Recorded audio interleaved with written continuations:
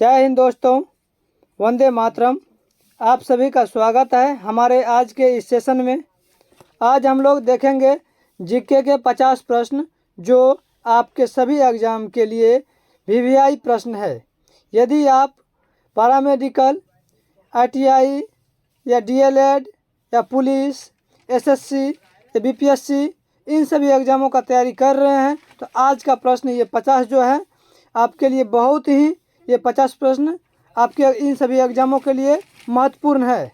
चलिए हम लोग बिना देरी का शुरू कर रहे हैं। पहला प्रश्न है क्या? चलिए पहला प्रश्न क्या है? प्रश्न है मेरा पहला, जिस काल का कोई लिखित विवरण उपलब्ध नहीं हो वह कहा जाता है, उसको हम लोग क्या कहते हैं? चलिए ऑप्शन पहले पढ़िए।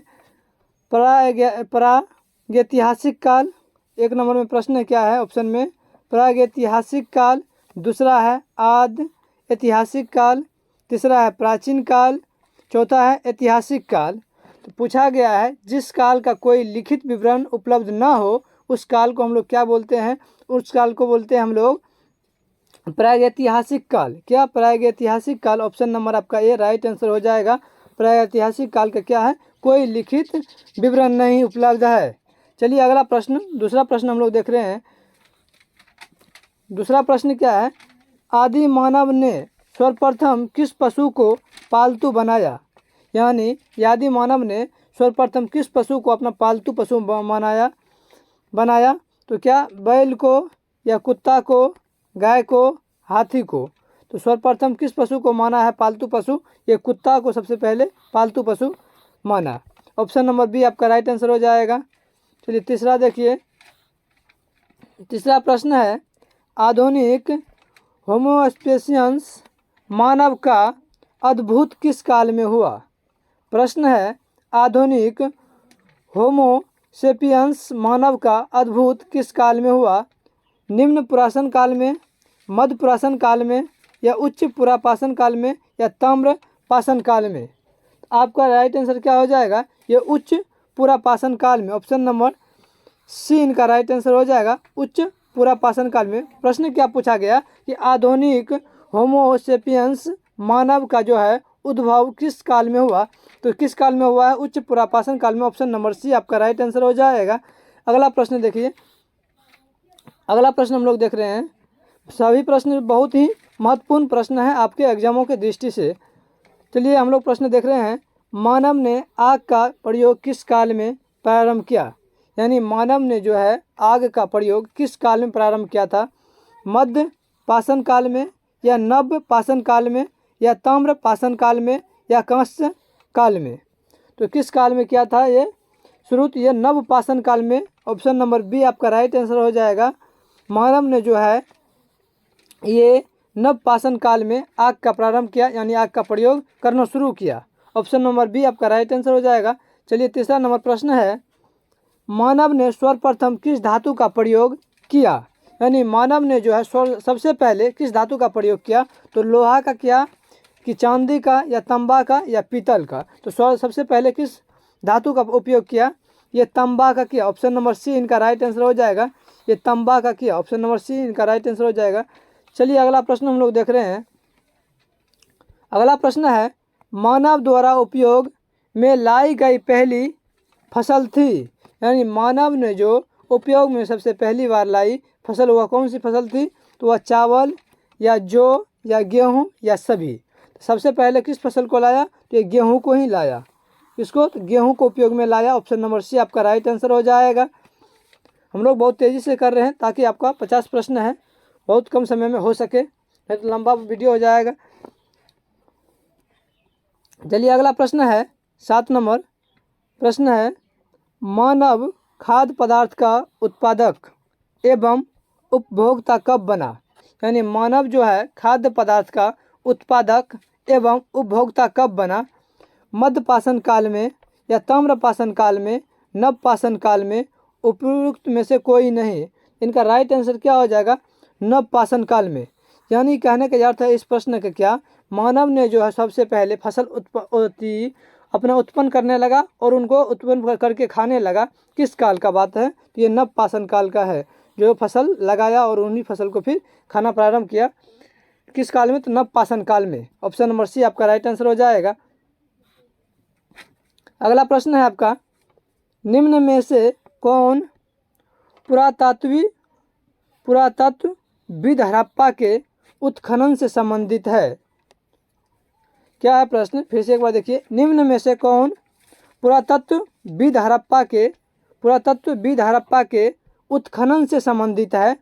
ऑप्शन देखिए, दयाराम साहनी या R.D. बनर्जी, S.R. राव या B.V. लाल। तो 8 का आपका राइट आंसर क्या हो जाएगा? ये Dayaram Sahni. Option number A आपका राइट आंसर हो जाएगा, दयाराम साहनी। पुरातत्वविद हड़प्पा के उत्खनन से संबंधित है ये कौन? दयाराम साहनी। अगला प्रश्न है, हड़प्पाई स्थलों में कांस्य नर्तकी की आपूर्ति कहाँ से प्राप्त हुई है? हड़प्पाई स्थलों में कांस्य नर्तकी की मूर्ति कहाँ से प्राप्त हुई है? तो हड़प्पा से या कालीबंगा से, चिन्नू से या मोहनजोदड़ो से। तो 9 का आपका राइट आंसर हो जाएगा मोहनजोदड़ो। क्या हो जाएगा? ऑप्शन नंबर डी आपका राइट आंसर हो जाएगा। यहाँ जो है कांस्य नर्तकी की मूर्ति प्राप्त हुआ था कहाँ से? तो मोहनजोदड़ो से। ऑप्शन नंबर डी आपका राइट आंसर हो जाएगा। अगला प्रश्न है, प्रसिद्ध पशुपति की मोहर कहाँ से मिली है? प्रसिद्ध पशुपति की मोहर कहाँ से मिली है? हड़प्पा से, लोथल से, मोहनजोदड़ो से या रंगपुर से। ये कहाँ से मिला है आपका? ये सबसे पहले मोहनजोदड़ो से। ऑप्शन नंबर सी आपका राइट आंसर हो जाएगा, मोहनजोदड़ो। अगला प्रश्न है 11 नंबर है, सिंधु सभ्यता में गोदीवारा का साक्ष्य कहाँ से मिला है? सिंधु सभ्यता में गोदीवारा का साक्ष्य कहाँ से मिला है? धोलावीरा से या रंगपुर से, आलमगिरीपुर से या लोथल से। यह प्रश्न है, सिंधु सभ्यता में गोदीवारा का साक्ष्य कहाँ से मिला है? तो कहाँ से मिला था? ये लोथल से। ऑप्शन नंबर डी आपका राइट आंसर हो जाएगा, लोथल से मिला था हमें सिंधु सभ्यता में गोदीवारा का साक्ष्य। चलिए अगला प्रश्न हम लोग देख रहे हैं। अगला प्रश्न है, सिंधु सभ्यता में विशाल स्नानागार कहाँ से प्राप्त हुआ है? प्रश्न है, सिंधु सभ्यता में विशाल स्नानागार कहाँ से प्राप्त हुआ है? हड़प्पा से या मोहनजोदड़ो से, राखीगढ़ी से या सुत्को गेंडोर से। आपका राइट आंसर क्या हो जाएगा? ये जो मिला था मोहनजोदड़ो से मिला था। ऑप्शन नंबर बी आपका राइट आंसर हो जाएगा। यही सिंधु सभ्यता में जो है विशाल स्नानागार से प्राप्त हुआ था मोहनजोदड़ो में। चलिए अगला प्रश्न हम लोग देख रहे हैं। अगला प्रश्न है, पुरातत्ववेत्ता सिंधु सभ्यता किस सर्वमान्य तिथि है? प्रश्न है, पुरातत्ववेत्ता सिंधु सभ्यता की सर्वमान्य तिथि क्या है? इनका जो है सबसे सर्वमान्य तिथि जो है इनका, ऑप्शन नंबर देखिए, पहले ए में है 2500 से 1800 या 2500 से 1800, 2500 से 1750 ईस्वी, 2900 से 1700, 2400 से 1800। ये पुरातत्ववेत्ता सिंधु का सभ्यता का सर्वमान्य तिथि जो है, राइट इनका आंसर हो जाएगा आपका बी नंबर 2500 से 1750। ऑप्शन नंबर बी, ये जो है 2500 ईसा पूर्व से 1750 ईसा पूर्व, यही इनका राइट आंसर हो जाएगा, ऑप्शन नंबर बी। चलिए अगला प्रश्न हम लोग देख रहे हैं। अगला प्रश्न है आपका, भारत में मूर्ति पूजा का आरंभ कब से माना जाता है? सिंधु सभ्यता से या वैदिक काल से, मौर्य काल से, गुप्त काल से। ये जो माना जाता है सिंधु सभ्यता से। ऑप्शन नंबर ए आपका राइट आंसर हो जाएगा, सिंधु सभ्यता में जो है भारत में मूर्ति पूजा का आरंभ हुआ। चलिए अगला प्रश्न हम लोग देख रहे हैं। अगला प्रश्न है आपका, ऋग्वैदिक आर्य किसकी पूजा करते थे? ऋग्वैदिक आर्य किसकी पूजा करते थे? तो प्राकृतिक का, गाय की, वृक्ष की, माता की। इनका राइट आंसर हो जाएगा, ये जो करता था ऋग्वैदिक आर्य, ये प्रकृति की पूजा करता था। किनका? प्राकृतिक की। अगला प्रश्न है आपका 16 नंबर प्रश्न है, आर्य इस भारत में सबसे पहले कहाँ बसे? आर्य भारत में सबसे पहले कहाँ बसे? सप्त सिंधव प्रदेश में या गंगेय घाटी में, गंडक के तट पर, उपयुक्त सभी। यह जो सबसे पहले बसे हैं सप्त सिंधव प्रदेश में। ऑप्शन नंबर ए आपका राइट आंसर हो जाएगा। आर्य भारत में सबसे पहले, आर्य जो है भारत में सबसे पहले कहाँ बसे? तो सप्त सिंधव प्रदेश में। ऑप्शन नंबर आपका ए राइट आंसर हो जाएगा। चलिए अगला प्रश्न हम लोग देख रहे हैं। आप लोग कमेंट बॉक्स में भी कमेंट कीजिए। चलिए अगला प्रश्न है, आर्य का मूल निवास स्थान था? आर्य का मूल निवास स्थान था अंटार्कटिक में, एशिया माइनर में, या दक्षिण रूस में, या सप्त सिंधव प्रदेश में। तो 17 का राइट आंसर हो जाएगा आपका एशिया माइनर में। एशिया माइनर में यहाँ क्या था? आर्य का मूल निवास स्थान था। आर्यों का जो मूल निवास स्थान था एशिया के माइनर में था। ऑप्शन नंबर बी आपका राइट आंसर हो जाएगा। चलिए अगला प्रश्न हम लोग देख रहे हैं। अगला प्रश्न है, प्रसिद्ध गायत्री मंत्र किस वेद में है? प्रसिद्ध गायत्री मंत्र किस वेद में है? ऋग्वेद में, यजुर्वेद में, सामवेद में, अर्थवेद में। 18 का आपका राइट आंसर हो जाएगा। ऋग्वेद में क्या है? गायत्री मंत्र जो है ये ऋग्वेद में ही प्रसिद्ध है। चलिए अगला है आपका प्रश्न। प्रश्न है, सत्यमेव जयते उक्ति कहाँ से ली गई है? प्रश्न है, सत्यमेव जयते उक्ति कहाँ से ली गई है? सत्यमेव जयते का अर्थ होता है सत्य का विजय। इसका ये उक्ति लिया गया है, कहाँ से ये लिया गया है? छंदो, ऑप्शन ए में है छंदोय उपनिषद से, या मुंडक उपनिषद से, या मनुस्मृति से, या ऋग्वेद से। ये जो लिया गया है ये आपके मुंडकोप उपनिषद से लिया गया है। कहाँ से? मुंडकोपनिषद से। ऑप्शन नंबर बी आपका राइट आंसर हो जाएगा। यह सत्यमेव जयते जो उक्ति लिया गया है मुंडकोपनिषद से लिया गया। ऑप्शन नंबर बी इनका राइट आंसर हो जाएगा। चलिए अगला प्रश्न हम लोग बात करते हैं। अगला प्रश्न है, ऋग्वेद का प्रश्न है, ऋग्वेद का 9वां मंडल निम्न में से किस एक को ही समर्पित सूक्तों को संग्रह है? प्रश्न है, ऋग्वेद का 9वां मंडल निम्न में से किस एक को ही समर्पित सूक्तों का संग्रह है? सोम को, अग्नि को, वरुण को, इंद्र को। ये जो है सोम को है। किनको है? सोम को। ऑप्शन नंबर आपका ए राइट आंसर हो जाएगा। अगला प्रश्न है, निम्न में से प्राचीनतम वेद कौन सा है? प्रश्न है, निम्न में से प्राचीनतम वेद कौन सा है? ऋग्वेद, सामवेद, यजुर्वेद, अर्थवेद। ये इनका राइट आंसर हो जाएगा आपका ऋग्वेद। ऑप्शन नंबर ए आपका राइट आंसर हो जाएगा ऋग्वेद। अगला प्रश्न है, उत्तर वैदिक काल में इंद्र का स्थान किस देवता को मिला है? उत्तर वैदिक काल में इंद्र का स्थान किस देवता को मिला है? वरुण को, प्रजापति को, विष्णु को, महेश को। ये जो मिला है किनको मिला है? प्रजापति को मिला है। उत्तर वैदिक काल में इंद्र का स्थान किस देवता को मिला है? तो प्रजापति को मिला है। ऑप्शन नंबर बी आपका राइट आंसर हो जाएगा। अगला प्रश्न है आपका, किस वेद की रचना गद्य एवं पद दोनों में की गई है? किस वेद की रचना गद्य एवं पद दोनों में की गई है? ऋग्वेद की, या यजुर्वेद की, या सामवेद की, या अर्थवेद की। तो आपका 23 का हो जाएगा right answer B number, Yajurveda का जो है गद्य एवं पद दोनों में की गई है। चलिए अगला ऑप्शन देखते हैं। अगला प्रश्न है, पाटलिपुत्र नगर का संस्थापक था? पाटलिपुत्र नगर का संस्थापक था बिंबिसार, या अजातशत्रु, उदयन, या छंदन, या घनानंद। आपका 24 का राइट आंसर हो जाएगा। आपका 24 का जो है राइट आंसर आपका सी हो जाएगा। ये जो है पाटलिपुत्र नगर का संस्थापक उदयन था। कौन था? ये उदयन ही ने पाटलिपुत्र नगर का स्थापना किया। चलिए अगला प्रश्न हम लोग देख रहे हैं। हर्यक वंश के किस शासक की उपाधि कुनिक थी? अजातशत्रु की, उदयन की, कालाशोक की, या महापद्मंद की। महापद्मंद। 25 का आपका राइट आंसर हो जाएगा अजातशत्रु। ऑप्शन नंबर ए जो है ये आपका राइट आंसर हो जाएगा अजातशत्रु। हर्यक वंश के किस शासक की उपाधि कुनिक थी? अजातशत्रु। चलिए अगला प्रश्न है, सिकंदर के समय मगध पर किसका शासन था? महापद्मंद का, या घनानंद का, या चंद्रगुप्त मौर्य का, या पोरस का? 26 का आपका राइट आंसर हो जाएगा बी नंबर, किनका? घनानंद का।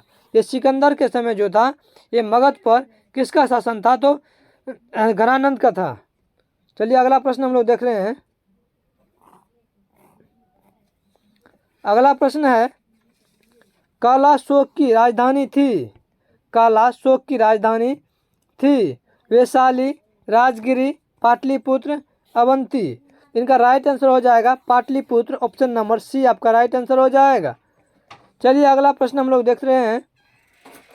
अगला प्रश्न है आपका, निम्न में से किसे सर्वक्ष त्रांतक अर्थात क्षत्रियों का नाश करने वाला कहा गया है? प्रश्न है, निम्न में से किसे सर्व छत्रांतक अर्थात क्षत्रियों का नाश करने वाला कहा गया है? महापद्मंद को, या खारवेल को, शशांक को, या सिकंदर को? 28 का आपका राइट आंसर हो जाएगा ऑप्शन नंबर ए। क्या हो जाएगा? Option number A. महापद्मंद जो है इन्हीं को बोला जाता है क्षत्रियों को नाश करने वाला।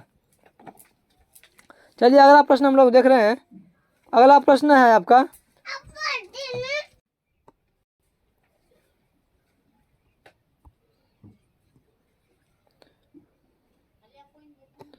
प्रश्न है आपका, सिकंदर कहाँ का शासक था? मकदुनिया का, बेबीलोन का, या ईरान का, या चीन का? 29 का आपका राइट आंसर हो जाएगा मकदुनिया का। सिकंदर कहाँ का शासक था? मकदुनिया का। ऑप्शन नंबर ए आपका राइट आंसर हो जाएगा। अगला प्रश्न है,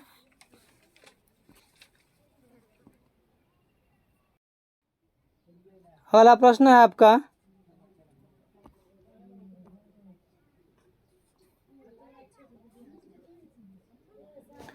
प्रश्न है, सिकंदर एवं पोरस के बीच प्रसिद्ध बिस्तात या झेलम का युद्ध कब हुआ था? प्रश्न है, सिकंदर एवं पोरस के बीच प्रसिद्ध बिस्तात या झेलम का युद्ध कब हुआ था? तो 323 ईसा पूर्व, या 325, या 326, या 328? तो आपका 30 का जो राइट आंसर हो जाएगा ये ऑप्शन नंबर सी हो जाएगा। 326 ईसा पूर्व जो है ये हुआ था युद्ध सिकंदर एवं पोरस के बीच। अगला प्रश्न देखिए। अगला प्रश्न है आपका, जैन धर्म के 24वें तीर्थकर थे? पार्श्वनाथ, या महावीर, या सिद्धार्थ, या भद्रबाहु?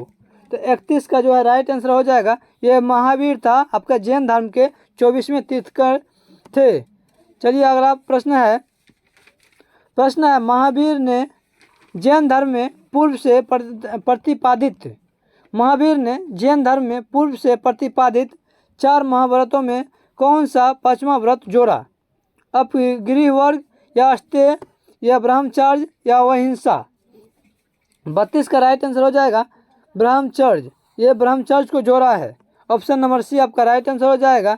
अगला प्रश्न है, जैन धर्म में त्रियत्न है? जैन धर्म में त्रियत्न है? सम्यक श्रद्धा, सम्यक ज्ञान, सम्यक आचरण, उपयुक्त सभी? 33 का राइट आंसर हो जाएगा उपयुक्त सभी, यानी सम्यक श्रद्धा भी, और सम्यक ज्ञान, और सम्यक आचरण। 33 का सभी हो जाएगा। ऑप्शन नंबर डी आपका राइट आंसर हो जाएगा। अगला प्रश्न 34 नंबर है, महावीर ने किस भाषा में उपदेश दिया? प्राकृतिक में, संस्कृत में, हिंदी में, द्रविड़ में? ये किस में दिया है? प्राकृतिक में दिया। ऑप्शन नंबर ए आपका राइट आंसर हो जाएगा। अगला प्रश्न है आपका, महावीर का जन्म कहाँ हुआ था?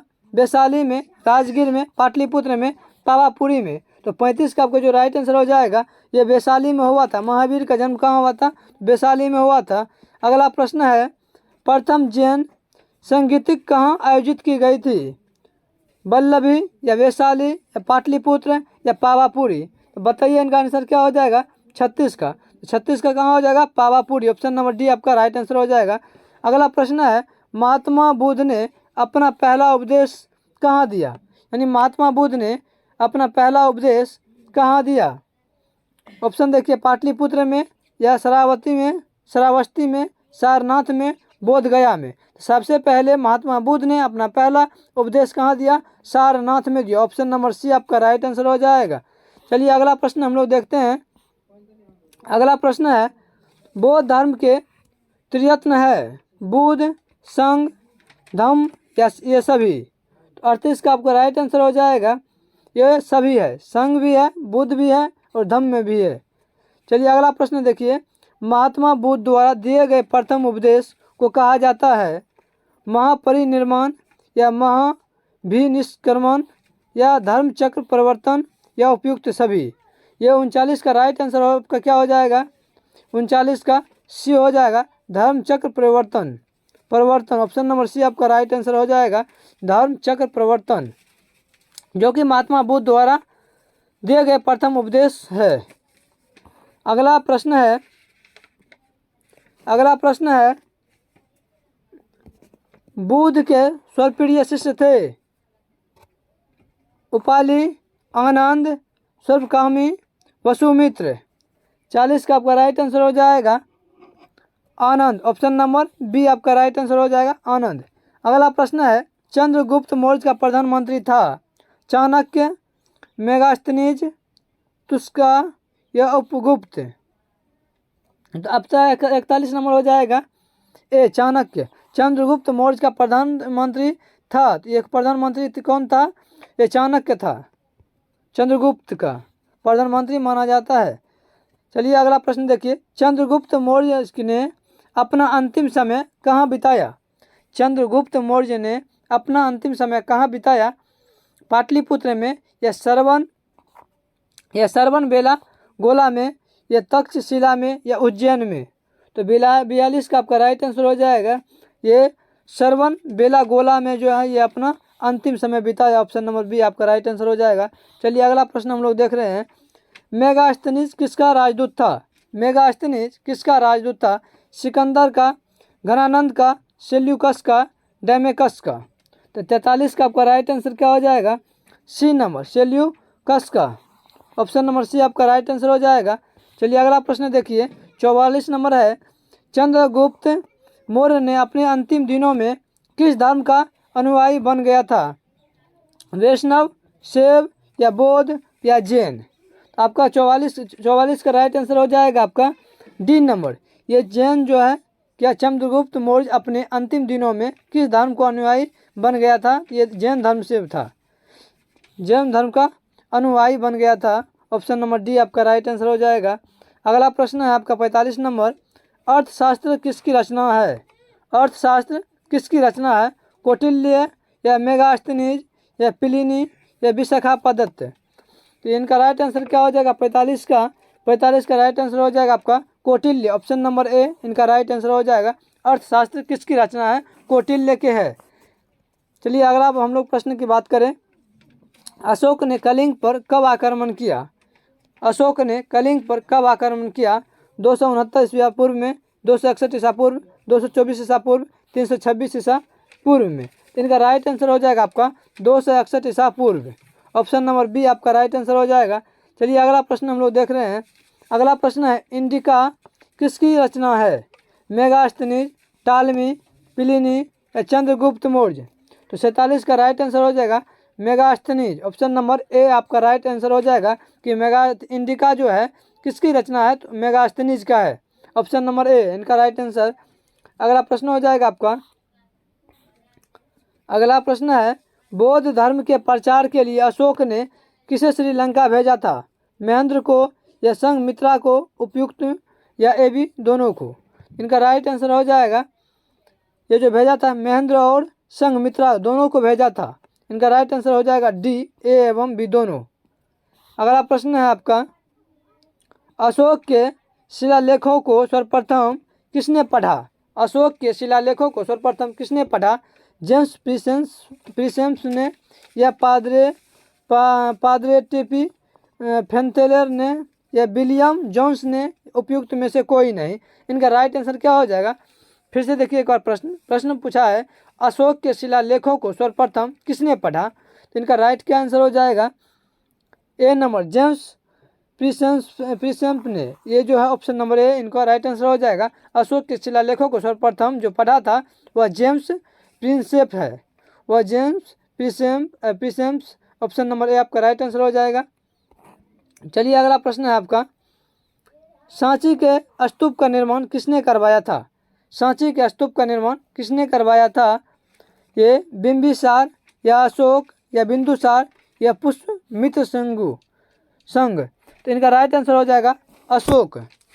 ऑप्शन नंबर ए इनका राइट आंसर हो जाएगा अशोक।